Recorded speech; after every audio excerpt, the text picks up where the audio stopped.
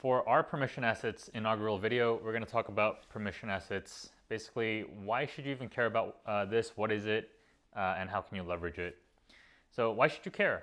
Permission asset is probably the most valuable marketing asset you can own. Consider this, some people spend about $10,000 a month just on advertising. You can have the equivalent of that for maybe less than $100 a month. So the potential upside is massive.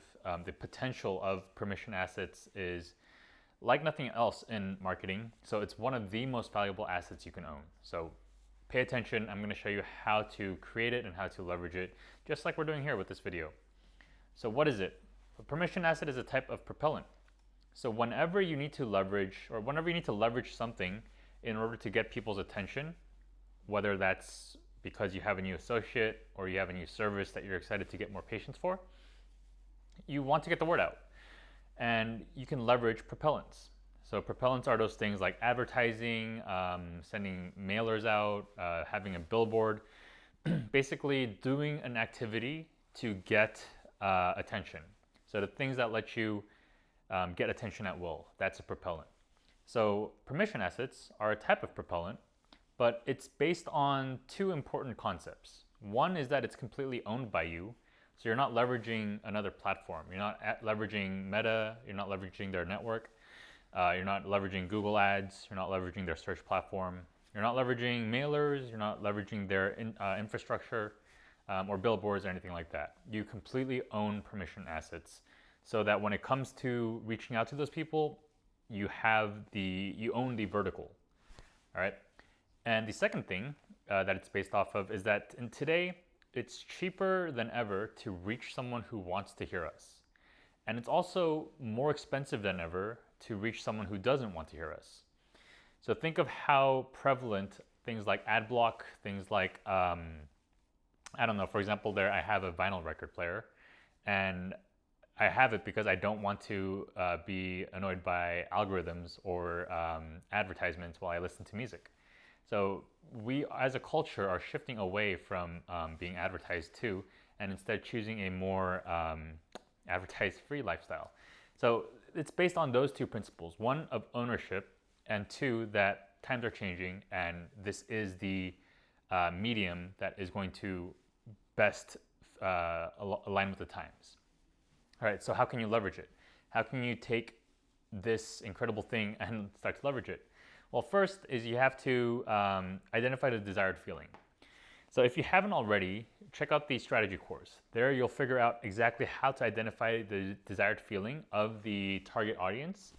And basically what your permission asset is trying to do, or should try to do, is to fulfill that desired feeling.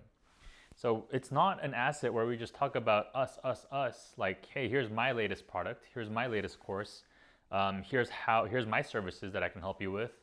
That's not what we're doing. We're trying to help the other person. We're trying to say, hey, this is how you want to feel. These are the things that you care about. This is what you're afraid of. This is what you dream of. Let me help you with that. So the desired feeling is the core of the entire permission asset. And that's one of the fundamental ways that we are going to differentiate from other people, as you'll find out in the course. But desired feeling is what we should lead with.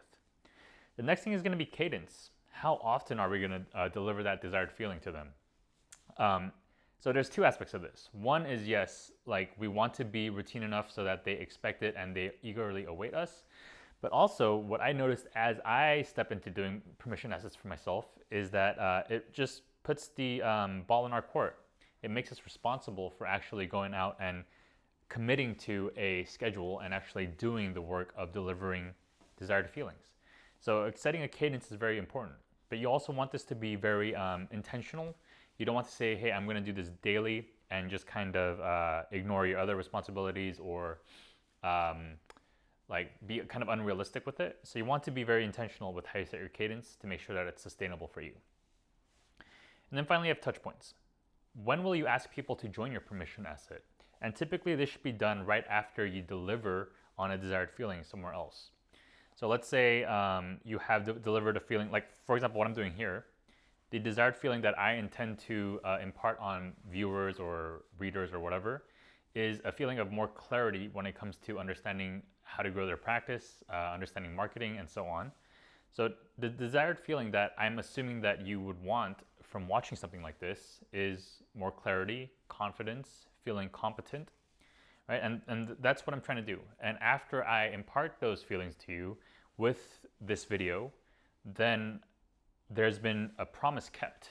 You watch this video expecting a certain thing, and if I just blabber on about my own services, what I do, then you're gonna leave kind of feeling like, okay, that wasn't really what I was looking for, and you're not gonna come back.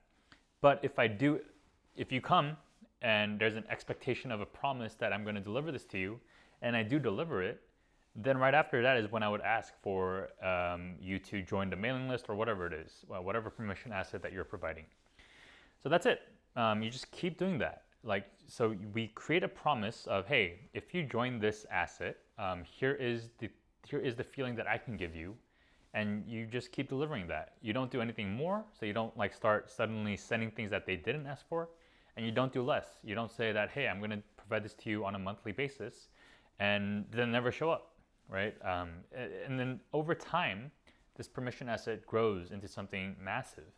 And in my course, I use the analogy of Joe Rogan's audience, where Joe Rogan, he's just a podcaster, and Spotify ends up leveraging his permission asset, his followers, for $250 million. It was crazy.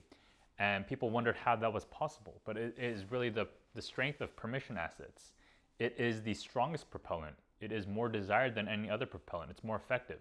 It's cheaper than any other propellant. And best of all, you own it. So that's permission assets for you. You really, really need this. It's going to be future proofing. In the future, I do expect propellants to work less and less. So in an economy where everyone's kind of focusing on propellants, this is the perfect time for you to be focusing on permission assets.